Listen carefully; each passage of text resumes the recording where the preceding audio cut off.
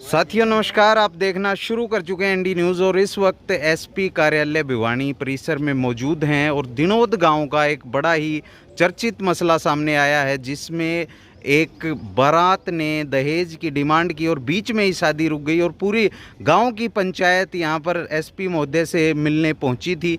क्या है पूरा मसला, वो गांव वालों से खुद जानेंगे।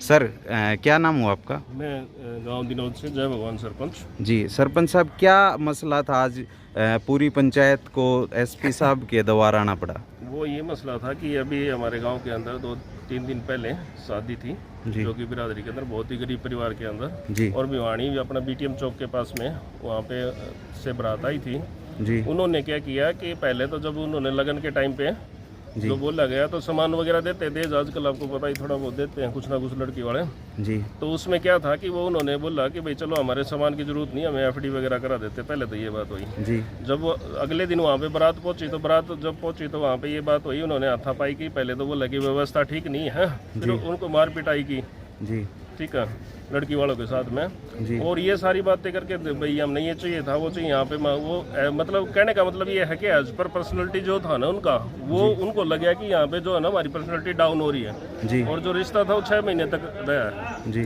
तो वो विदाउट फेरे, मतलब बिना फेरे के फिर वो वहाँ पे ना पहुँच गए, वापस चले गए, बारात वापस चली गई, मारपीट करके चली गई। जो वहाँ पे लड़की वाले थे उनके साथ मारपीट करके चली गई जी। फिर हमने अभी दरखास्त अर्जी लगाई है, एसएचओ साहब को भी लगाई थी। कल उन्होंने बात करके जी। और एसपी साहब से मिलने का टाइम लिया था जी। एसपी साहब ने बहुत ही अच्छा आश्वासन दिया हमें। उन्होंने कहा कि ऐसे लोगों के खिलाफ अच्छे से अच्छे सख्त से सख्त कार्रवाई करूंगा और ऐसा समाज में या कहीं पे भी ऐसा ना हो, ऐसी कार्रवाई करेंगे, घबराने की कोई जरूरत नहीं। बहुत ही अच्छी हमें तो पंचायत पुलिस ने जो आश्वासन दिया है उससे आश्वस्त है कार्रवाई होगी जी। बिल्कुल, हमें पूरी उम्मीद है एसपी साहब के ऊपर, वो बहुत ही अच्छे तरीके से करेंगे। जिस तरीके से हमें टाइम दिया गया, मेरे ख्याल से तो ज़्यादातर 5 या 7 मिनट के लिए टाइम देते हैं, हमें पूरा अच्छा टाइम दिया, सबकी सुनी गई और सबने एक एक करके बताया भी सारी प्रॉब्लम और उन्होंने समझा भी।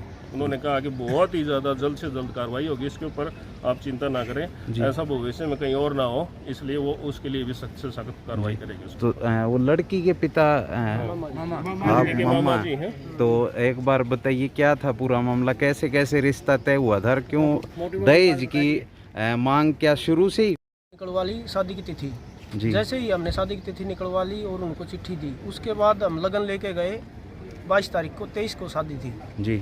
लगन में सब कुछ सामान ले गए, हमारी हैसियत से फालतू सामान लेके गए।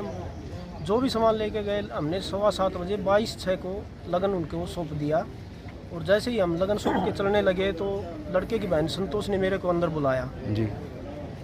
और उसके साथ में उसके परिवार के और भी परिजन बैठे थे। उन्होंने ये बोला कि ये सामान हमारे लेवल का नहीं है, हम इसको छत पे डालेंगे, ये ख़राब हो चाहे टूटे फूटे चाहे बारिश में भीगे, हम नहीं रखना चाहते इसको। इसके रूप में आप हमें नगद कैश दे देते जी। तो जी मैं कुछ नहीं बोला। दोनों तरफ से शादी के कार्ड बट चुके थे, शर्मिंदगी महसूस हो रही थी, अब मैं कोई रिस्क नहीं उठा सकता था इस बारे में। तो मैं ऐसे का तैसे अपने घर आ गया। मैंने जो बीच में थे अशोक MC, उनको ये बोल दिया था भाई ऐसे ऐसे बात हो गई है, ऐसे बोल रहे हैं। उन्होंने इनको समझाया, समझाने के बाद ये कुछ भी नहीं बोले, इन्होंने कोई रिस्पॉन्स नहीं दिया। बाद में अगले दिन ये शादी के लिए बारात लेके मेरे गांव आते हैं जी। तो लड़के का बड़ा भाई विक्की सोरान, उसका मेरे पास फ़ोन आता 8:15 बजे शाम को जी। हम आपके गांव में पहुंच गए हैं, आपके गांव में पहुंच गए हैं, धर्मशाला के लिए हमें जगह बताओ। तो हम धर्मशाला में ले गए। वहाँ जाते ही साथ उसके पिताजी ने बोला ये धर्मशाला हमारे लेवल की नहीं है, आपको वाटिका बुक करनी थी जी। मैंने बोला जी गांव में तो धर्मशाला ही होती है जी, वाटिका नहीं होती जी। ये बात भी सहन करने के बाद हम उनको मिलनी करने के बाद घर पे ले गए डुका के लिए जी। डुका पे चलते हुए जैसे ही घर पे पहुंचे तो एक रिबन कटाई की रस्म होती गेट पे। उस समय उन्होंने विक्की ने, जैसे ही हमारी लड़कियों ने उनसे नेग मांगा है रिबन कटाई के रूप में, तो विक्की ने कहा तुम्हारी औकात क्या है नेग लेने की? कल तो कर्जा उठा के हमारे सामान दे के आए थे वहाँ पे, और आज कर्जा उठा के हमारे लिए खाने पीने का प्रबंध कर रखा है तुमने जी। ये बात कहने के बाद विक्की रिबन कटाई होगी और वह मैंने उनको बोला आप स्टेज की तरफ चलो। जैसे ही वो स्टेज की तरफ चले तो मैंने एक भाई है बनारसी, उसको बोला जी ऐसे ऐसे बोल रहे हैं, ये दिक्कत आएगी अपने को, अब दुर्व्यवहार कर रहे हैं। तो बनारसी उनको समझाने के लिए गया। जैसे ही समझाने के लिए गया तो उन्होंने बनारसी के साथ थोड़ा हाथापाई की और बोले जी। विक्की ने और संतोष ने और मंगल ने समझाने के बाद कुछ हाथापाई की उन्होंने और फिर बोला अगर अब तो ये रिश्ता और शादी तभी होगी जब आप हमें गाड़ी और लड़के के नाम कैश एफडी कराओगे तभी, नहीं तो हम शादी के फेरे नहीं लेंगे।